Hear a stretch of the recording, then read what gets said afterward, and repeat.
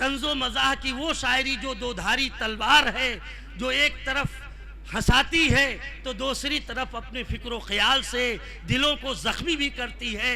मैं तंजो मज़ाह के एक अजीम शायर यूसुफ एलगार से बहुत ही अदब व एहतराम के साथ दरख्वास्त करता हूँ, तशरीफ़ लाएं और अरबाबे मजलिस को लालाज़ार करें।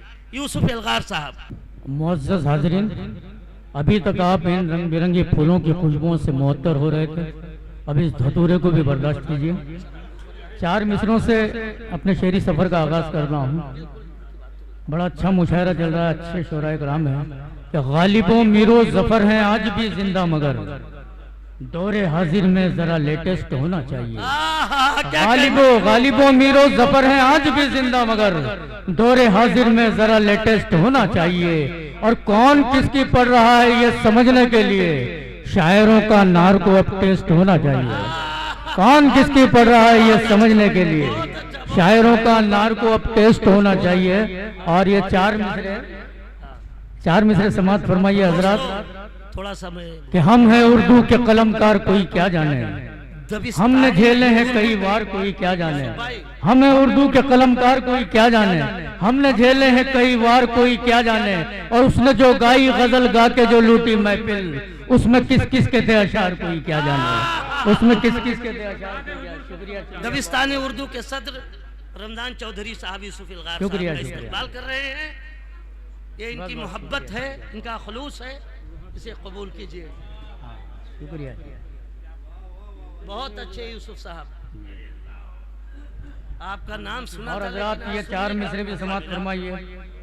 बोली लड़की ये बूढ़े शायर से इश्क और वस्ले यार की बातें। बोली लड़की ये बूढ़े शायर से इश्क और वस्ले यार की बातें। हटी अच्छी हमें नहीं लगती पोपले मुंह से प्यार की बातें। हटी अच्छी हमें नहीं लगती पोपले मुंह से। और ये 4 मिसरे के शायरी वायरी से तंग आकर वो कहीं और चल दिया शायद। शायरी वायरी से तंग आकर वो कहीं और चल दिया शायद। साल भर का किराया बाकी था उसने घर ही बदल दिया शायद। साल भर का किराया बाकी था उसने घर ही बदल दिया शायद। और ये 4 मिसरे क्या मिला है शायरी में वाहवाही के सिवा, अब तो गर्दिश में सितारे और भी आने लगे। क्या मिला है शायरी में वाहवाही के सिवा, अब तो गर्दिश में सितारे और भी आने लगे। और चंद गजलों और नज़मों के फटे कुछ कागजात मार कर पॉकेट मेरी खुद चोर पछताने लगे। मार कर पॉकेट मेरी खुद चोर पछताने लगे। और ये भी 4 मिसरे कि शायरी एक हयात देती है, रंजो गम से निजात देती है।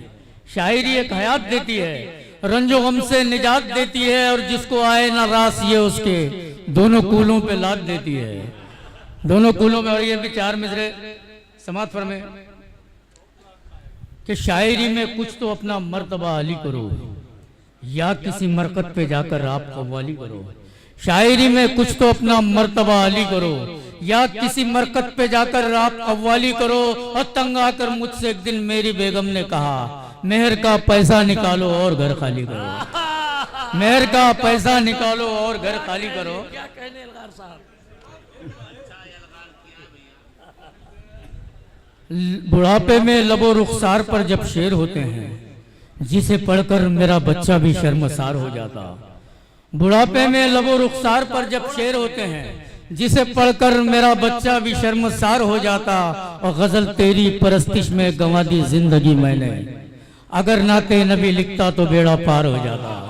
अगर नाते नबी लिखता तो बेड़ा पार हो जाता। बुढ़ापे में लबो रुखसार पर जब शेर होते हैं, जिसे पढ़कर मेरा बच्चा भी शर्मसार हो जाता।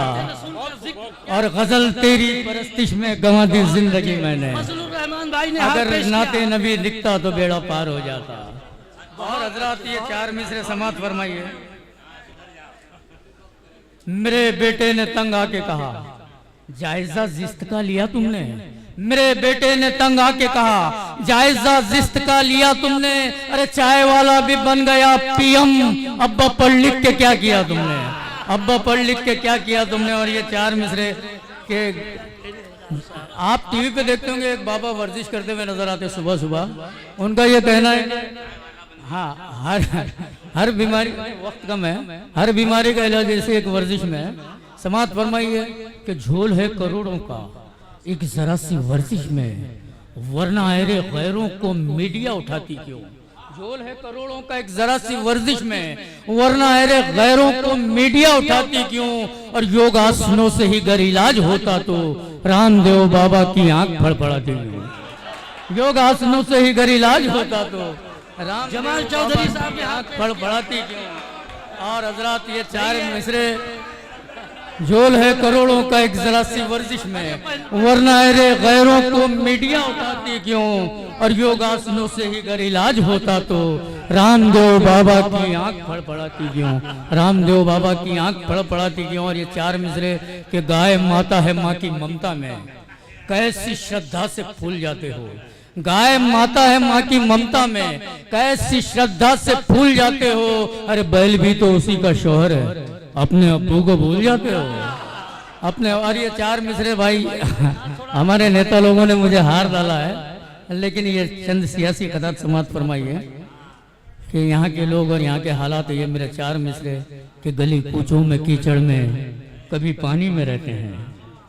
यहाँ के लोग तो अक्सर परेशानी में रहते हैं। गली कूचों में कीचड़ में कभी पानी में रहते हैं। यहाँ के लोग तो अक्सर परेशानी में रहते हैं। कई तो ऐसे जिनका यहाँ फाकों से रिश्ता है, मगर नेता यहाँ के रोज बिरयानी में रहते हैं। मगर नेता यहाँ के और अल्लड़ पना जो करते थे अल्लड़ में रह गए भाई।